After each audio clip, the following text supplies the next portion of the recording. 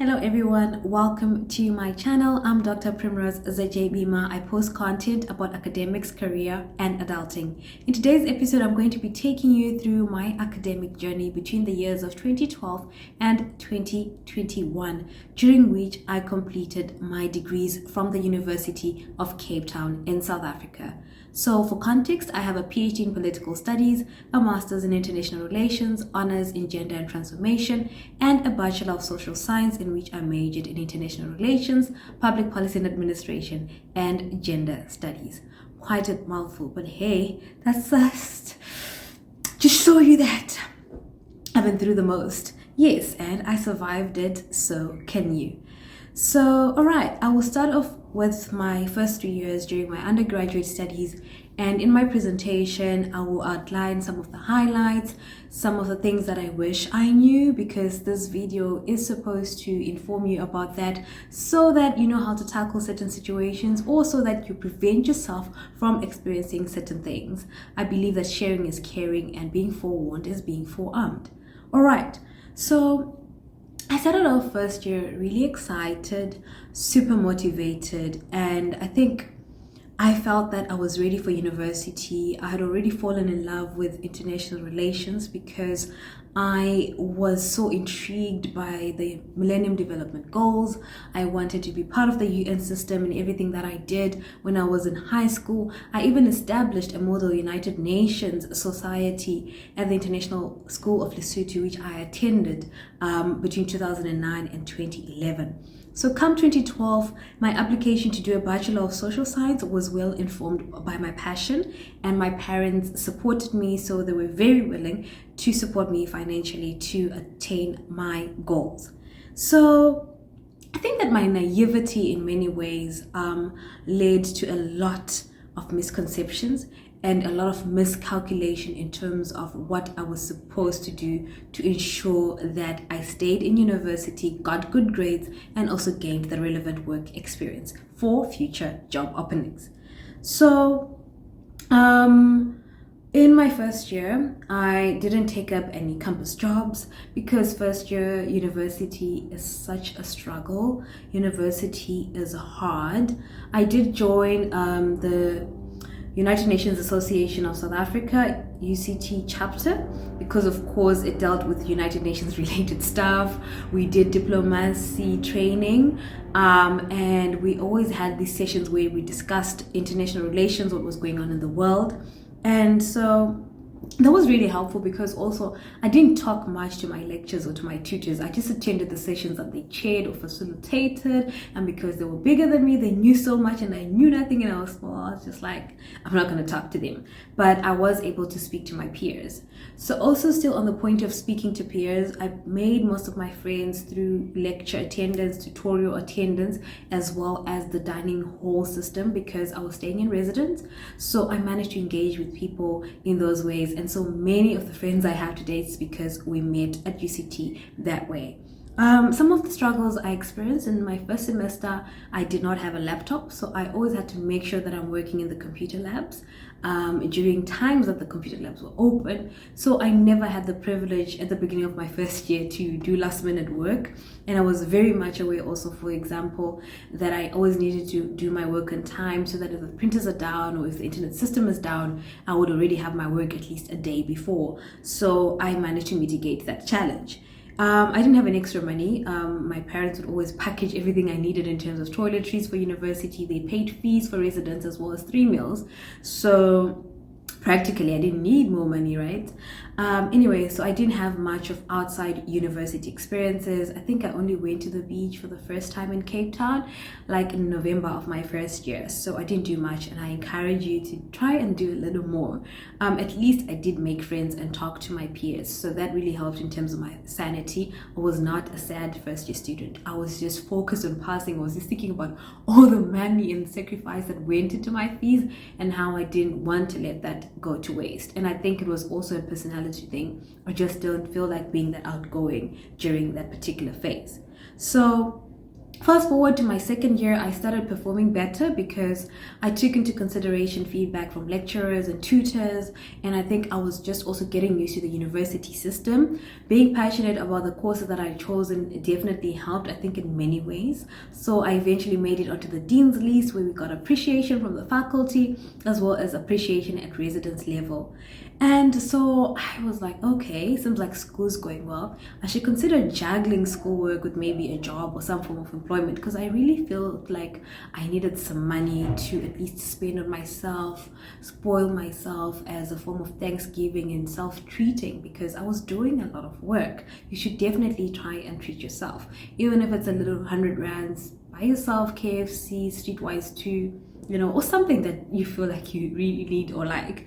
So I managed to get a job as a student support officer at the university. It was at a discrimination and harassment offices that catered for students. So it really helped me to apply what I was gaining through theory in gender studies to the kind of work that is happening in the world rather, in relation to gender-based violence, in relation to harassment, in relation to various inequalities, and also even issues such as homophobia, such as racism, such as xenophobia, and the likes. So working on campus really helped me. It was convenient because I didn't have much money. It was also convenient because in addition to not having to pay to travel to a different workspace, I also didn't have to think about the time between moving from class to the particular workplace. The workspace was also very flexible. When you had a tough time during the semester, you were not obliged to take a shift. So yeah, I started going out to see different places with the same friends I'd made in my first year, and because now I was economically self-empowered. And I think in terms of just some of the activities that I did, unlike in first year where I was not doing any fitness related activities, dancing became a major hobby for me. I really enjoyed it. It was helpful in terms of distressing. It was just helpful also in terms of just entertainment, and it was an activity that I also participated in with my very close friends. And then in my third year, I felt the need to be more committed to my academics, because you have to qualify to get into an honors program. So in the South African system, you will get your Bachelor of Arts or your Bachelor of Social Science, and you have to get particular marks to qualify to get into an honors degree program. So 65 is usually the minimum they encourage, but people get very high marks. So oftentimes you have to get at least like 70% average across all your subjects, and particularly in the area that you want to major in, to prove that you can be eligible to be taken in for honors programs, particularly if you want to stay on at the University of Cape Town. Why this is so is because in as much as, let's say for example, 300 or 100 people can graduate from a major, only about 20 people actually get admitted into honors programs, and that 20 will also include people that are coming from universities other than UCT. So it is very much challenging. If you see that a person has gotten into honors or masters, they've worked hard, and also they've just been fortunate to be chosen amongst the best of the best. So yeah, I was working hard because I wanted to be the cream of the cake, However, I was also cognizant of my interests. I expanded my working commitments to participating now as the head academic chair of the United Nations Association of South Africa. I was a member from first year because of my interest in diplomacy, but unfortunately in my second year, I didn't get elected to a portfolio committee position, which I ran for. And then when I was going to my third year, I was fortunate enough to have been voted in. So quite an experience, hey, having to actually ask people to vote for you and have confidence in your work. So I was very much involved. I was part of a team that organized a 2-day conference with other South African universities. I was responsible to train delegates. I was also responsible for training debate academic chairs. So I did a lot, and I just loved what I was doing. To be quite honest, I didn't feel like it was an extra strain on my work. And then I feel like the biggest challenge is that even though we're in third year and finishing our majors, we really didn't have a lot of conversations amongst each other as peers about entering the job sector, what it meant to look for jobs, and what it meant to apply for honors, right? So for me, I thought it was a no-brainer to get into honors. So, and I already told my parents to prepare themselves financially for that. I had also applied for scholarships to support my honors studies. So I think naivety also around the job market was, I was naive of the fact that I was South African. Oh goodness, I was naive of the fact that I was not South African. I'm not South African. I'm from Zimbabwe, Zimbabwean citizen, temporary resident in South Africa. So it was only then I started realizing that there's some jobs I could never get because it was not a critical skill, or because, of course, in most cases, social science related jobs are restricted, or rather they take in mostly nationals. So I also didn't think about that in relation to international relations and the international job market. My assumption was that if we're all doing international relations, we're going to find a way to the United Nations. So this is where I go back to the thoughts that I had when I was coming into university, that I'm just going to be this big person in the international relations space, and not knowing that it actually takes more than just majoring in international relations and honing your skills through university societies and clubs. So I got out of at least undergrad with consolation because I had done well academically. So I made it into honors, and I decided to pursue a passion project by doing my honors in gender and transformation, because I felt that that was an area in which I needed to be more involved in terms of my research, and also just in terms of thinking about how to incorporate gender concerns into international relations and politics. So yeah, I then realized halfway through the program that I was neglecting my first love, which was international relations and political studies. And so I quickly went to the head of the international relations section at the time, and then I spoke to him about how I wanted to do my master's in international relations, and they were just like, you need to get a first class in your honors research, which was a challenge to me because throughout my honors, I think most of my marks were in the upper second range, which is like 70 to 74.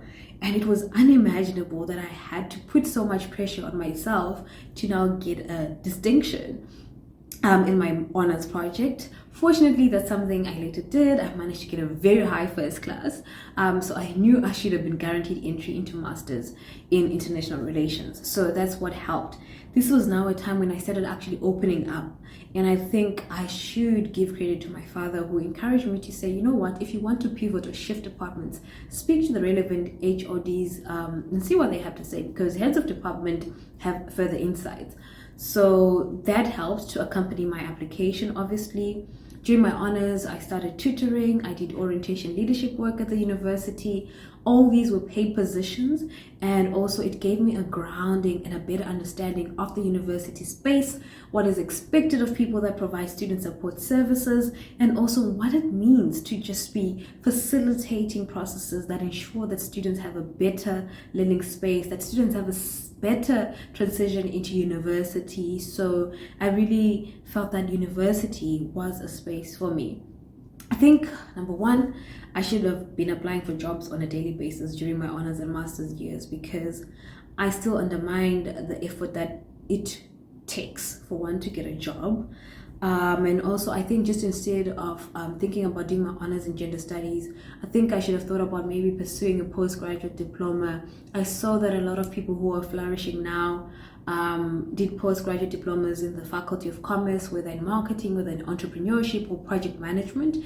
And those programs give you hard skills that are required in various workspaces, as opposed to just continuing with theoretical work and developing yourself intellectually and through soft skills in terms of writing and speaking. I saw that other people considered doing postgraduate certificates in teaching. Had I known that teaching is my forte, I could have probably just done that after my undergraduate studies. I saw some people going to teach English abroad. I saw some people thinking about honing tech skills. I saw some people pivoting to doing degrees in law or economics or other fields. And I think at that stage, I should have had like a little talk with myself to think about other ways of shaping myself in terms of being in terms of my career profile. So yeah, I then ended up moving straight from honors to masters because there were no jobs for me. I was not accepted, and that was very sad. But you know what? I think God's planning also came into play. Maybe God wanted me to move straight from honors to masters. I applied for so many scholarship opportunities, and regardless of the fact that I had a very good transcript, no one wanted to sponsor my studies for international relations, not even the University of Cape Town, which had given me a scholarship for my honors. So for masters, I was alone. My parents got some form of funds because my brother was taking a gap year. And then I took on some tutoring work, but that money is never enough to sustain yourself. You know, it doesn't even pay rent. Perhaps it's only as good as helping you to buy a little food, in some instances some airtime. It's not even enough for you to maybe pay for electricity and then food and then like data and airtime. So really I was struggling, but I had the requisite family support financially as well as just in terms of moral support. So I strandedly jumped into masters, to be quite honest, and had only applied for a program of study of my interest in international relations at the University of Cape Town. So at that time, some people were doing their masters abroad, right? They'd applied for scholarships abroad. I was only applying for scholarships within Southern Africa that catered for study at the University of Cape Town. So already I had not widened my options. I also realized that had I applied to study masters abroad, this could have been an opportunity for me to actually do my PhD abroad, because in most cases, people continue to PhD with their masters supervisors, and sometimes you may apply for PhD abroad and they may want you to have like a master's from the same context. I'm not saying that having a master's from South Africa is not good, but I just think that sometimes having degrees from more than one university or from more than one continental context helps you. It also helps in terms of your exposure. Of course, UCT is a multicultural space which brings together people from different countries, continents, race groups, ethnic groups, nationalities, you name it. But I think that I did sell myself short by narrowing my option to one university, which was a space that I was familiar with. And then furthermore, to be quite honest, masters was the hardest year of my life. I think at the beginning, within a month, I already knew that I was struggling, and I think I cried more than I used to cry during my honors year. In honors, I used to cry because job applications were not going through. You know, I was just getting rejected throughout. And then now in my master's year, I was crying because no one wanted me to work for them. And then I was also crying because the master's degree was just killing me. I had realized that I lacked quantitative skills, so I took a research methods course, and it just made me suffer for the longest time. Fortunately, I passed, but even the pass was so difficult to attain. I got relief from courses I was doing very well in, for example, peace building issues and problems. That was a course that helped me even to think about I should maybe pursue a PhD project that has to do with conflict resolution and peacemaking. And so that's when I actually found my niche within international relations. So doing masters was actually a good thing. And then I think that I had to do a literature-based dissertation because I had to do a 2-year master's in 1 year. In the first year, I was supposed to do coursework only, and then the second year, I was supposed to do my dissertation. But I had to do both coursework and dissertation in the same year. So you can understand the pressure and the additional tears. And my supervisor was just a hard worker who was nocturnal. I mean, I'm generally nocturnal, but I felt the need to work more. I was sleeping 2 to 4 hours at most on most days, very stressed, had very few friends, and sometimes I realized that life was just hard, and emotionally I was worse off, and I tried to avoid burdening my parents, so I didn't even go home during any breaks during that year. And I think, if I remember well, there's even a semester where I considered not tutoring because giving myself in terms of service, you know, first of all, the remuneration was poor, and then secondly, I just didn't have time to prepare and present myself fully in front of students to help them with their own academic projects. So My master's year was very difficult. Fortunately, I still managed to make the grade point average required for one to apply and qualify for master's. So the minimum is 70%. So yeah, the struggle was real and the struggle paid off. And there was no balance whatsoever. I was not engaged in any sort of hobbies or extracurricular activities. I also then didn't take this as an opportunity for me to actually find work off campus because I was now back in Cape Town, South Africa once again. Now knowing that I shouldn't have restricted myself to campus jobs, but also realizing that masters was just a lot of work. So I decided to save my grades. I decided also to make use of the little time that I had because of financial constraints to finish that degree quickly. And I did. All right. So, and then when it came to my PhD, so for context, 2012 to 2014, finished my Bachelor of Social Science. 2015, finished my honors degree. 2016, did my master's and finished it. 2017, I got my master's results and I was applying for PhD places all over the world because, of course, I now had better information and I had multiple topic options because I didn't want to restrict myself, and I also wanted to be appealing to different funding opportunities. Unfortunately, I got rejected. I don't know, I think I just don't attract funding, hey? But fortunately, in the last minute, UCT, through the International Students/Refugee Scholarships, was going to pay for my tuition for my PhD studies. But I didn't have anyone to pay for my accommodation. I didn't have anyone to fit my living expenses in Cape Town, so I almost didn't take up the opportunity to do my PhD at UCT. Rather, I was focusing on job seeking. Fortunately, during that 1 year phase of 2017, when I got my master's results, I managed to volunteer with NGOs, get jobs. Sometimes I managed to do project related work and get paid for it. And then at the end of the year, I managed to go to Zimbabwe. I went for interviews with the Minister of Foreign Affairs and International Trade, got shortlisted for the next stage, passed the oral interviews, passed the written down exam, and then I was due to start work at the beginning of 2018. So I had all these PhD proposals in progress. I had all these PhD funding applications sent out, and I just decided maybe let me just go to work, right? And then at the beginning, work was very taxing, but I loved it because I was highly appreciative of the fact that I had a job. I understood that there were so many people like me who wish they had jobs but didn't have jobs. So I worked a lot. Like, oh, the commitment was just a lot. I think generally I'm a hard worker, but I pushed so hard. And I think in the work sector, I was also like a yes, yes, ma'am type of person. So my superiors were also very much impressed. Now, I decided to take up the opportunity to start the PhD, but do it from a distance because at least there was tuition from UCT.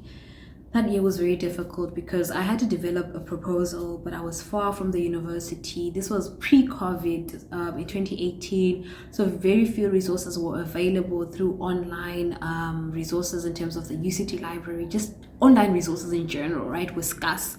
And then my proposal wasn't polished enough for me to be able to present it in the first year of my PhD. Probably I could say that I failed my first year of PhD, but maybe I didn't, right?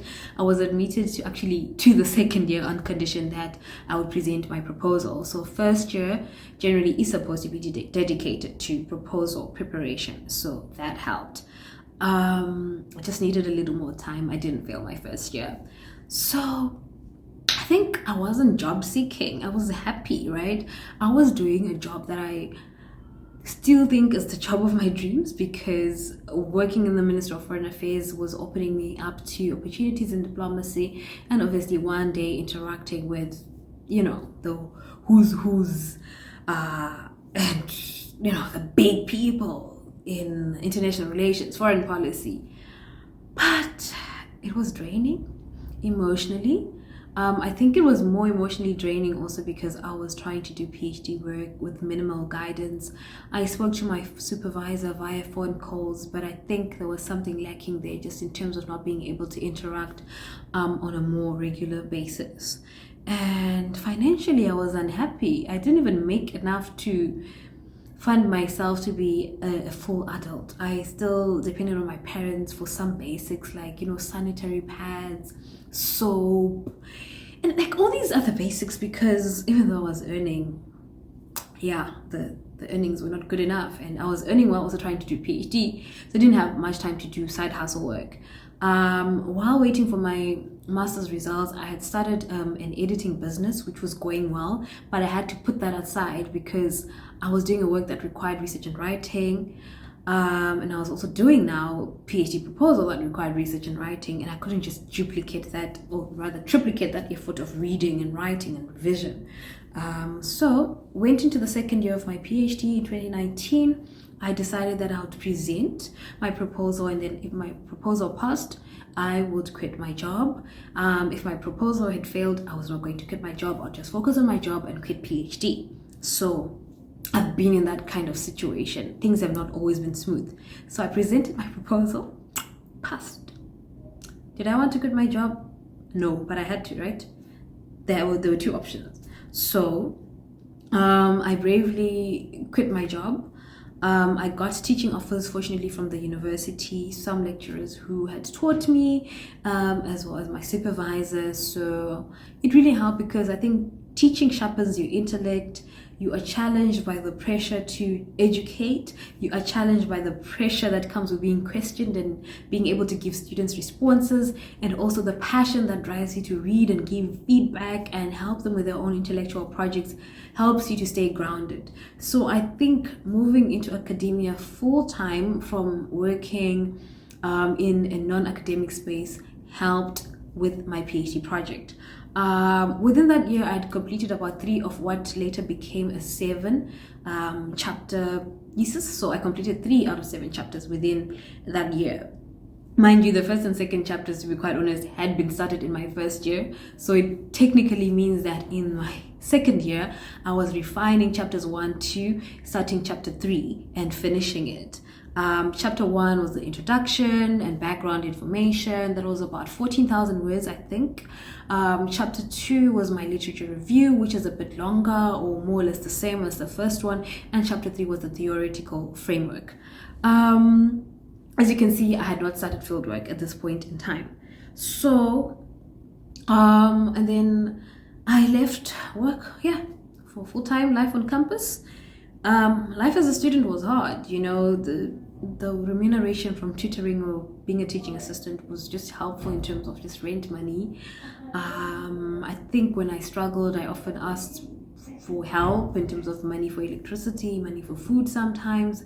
I had to reopen my editing business, so there were times when I was not doing my thesis because I was editing and trying to survive. And then in terms of my commitment to a life in academia, I think that's when it started. I didn't see it happening, but I think it was coming. I started this YouTube channel towards the end of 2019, which was my second year for my PhD. And I also then started my data collection process towards the end of 2019 as well. There was a lot of crying and confusion, a lot of praying, a lot of lamenting. And I just felt like an inadequate adult. I think I was 27 at the time. I didn't have what other 27-year-olds had. I couldn't do what they were doing because even if I was earning funds through my jobs and through my editing business, it all had to go to my survival and saving for the months that I would not be employed. So anyway, moving on to my third year, which was 2020, we all know COVID hit us hard. So COVID affected my data collection, which I've spoken about in another video, that I had to do my data collection, the rest of it through WhatsApp, audio calls, through direct phone calls, through Zoom, through Microsoft Teams. However, whichever way I could use to reach people and speak to them. And this was approved by the university because the whole world was moving online and they wanted the academic project to continue. So I also spent a lot of time rewriting the chapters that I had on hand. And I then started writing the chapters that were linked to the data collection process, which is, of course, chapters 4, 5, 6, and 7. They are all theme-based, and I'm not going to be addressing that now. I will share in a future video when I decide to discuss my thesis topic, my thesis findings, and so much more. I worked hard to pay the bills. I worked hard to cater for a life online. My life required me to buy now data. I used to rely on going to campus because we never had data or Wi-Fi at home, rather. We didn't have Wi-Fi at home. So I was almost always on campus during my second year when I had relocated to Cape Town. And now I had to be at home instead of spending every day, like Sunday to Saturday, I was on campus every day working, right? So I had to now buy data, I had to now pay for the electricity bill. And I think I overworked. That's the year when I probably damaged my sight. My well-being was heavily affected. I remembered that I had a passion for running, a long lost passion from like my primary school and high school days, and I decided to start running again after my mom told me that it might be helpful to just walk outdoors sometimes when I'm stressed.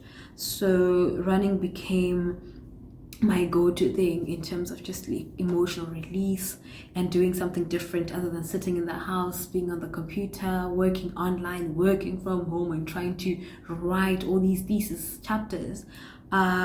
Fortunately for me, because I volunteered myself to various lecturers, I got the opportunity to start now lecturing. So I lectured on various courses on global governance and on gender. So I now carved out this person that I am. Whenever I speak about me being an international relations and gender studies scholar, it's because I keep on deliberately making sure that there's a balance and I'm juggling both and I'm like fusing both and making sure that, I leave the world a better place through my knowledge production and research and teaching and in writing, in a way that fuses both without neglecting one or the other. I think my anxiety was increasing because I was scared that I wasn't going to finish, and also university, we were only getting 3 years funding, so also my third year to be my final year. For people that think that I'm a goal chaser, just know also that the goal chasing was linked to the availability of funds. For example, I did my master's in 1 year because there was no money for a second year. I did my PhD in 3 years because there was no money for a fourth or like further years. So at least unlike during my master's where I had to do a literature-based master's, for my PhD I still fought hard to have interview-based data, although I also looked of course at documents. So I was literally a zombie. I didn't sleep much and I'd never slept at night. On most days I would work and sleep at 6 a.m. and wake up like at 12 midday. So my day started at 12 midday and I would go to bed at like 6 a.m. on almost every given day. We were working online, so I could do that when we were in hard lockdown. I managed to finish all my thesis chapters by the end of December. January, I was just polishing up, sent it to my supervisor, and it was ready for submission by the 15th February deadline, which would have been maybe my fourth year, if I hadn't finished. So yeah, I submitted, waited for 7 months while teaching and also having gotten a postdoctoral research fellowship, and life became smoother since then. But life has always been hard, right? And so I face various hardships, but because this video is only about the years that I spent as a registered student, I will end here. I just want to say that trust your struggle, work hard.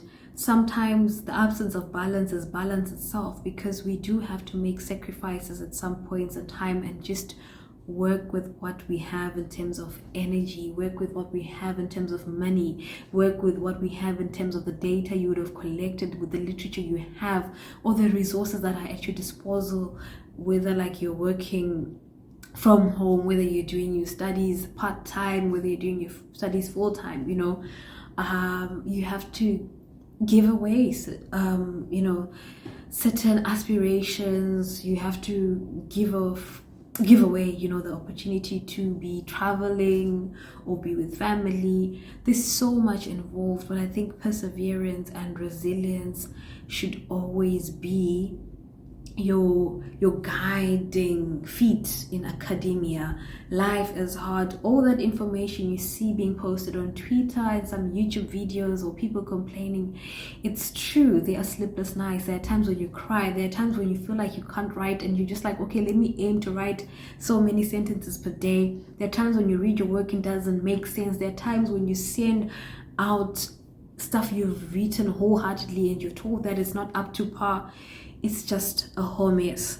And then I just realized something that I forgot to say. One thing I also did right in my PhD was whenever my supervisor put up a project where we needed to write together, we wrote together. So I had chapters and journal articles by the time that I finished my PhD, and I think that helped me to get a postdoctoral research fellowship. And it also helped me because people that also wanted me to lecture or guest lecture for them had faith in the fact that I could not only teach but also write. So those are some of the opportunities that came out of what I decided to commit my energies towards during my PhD studies.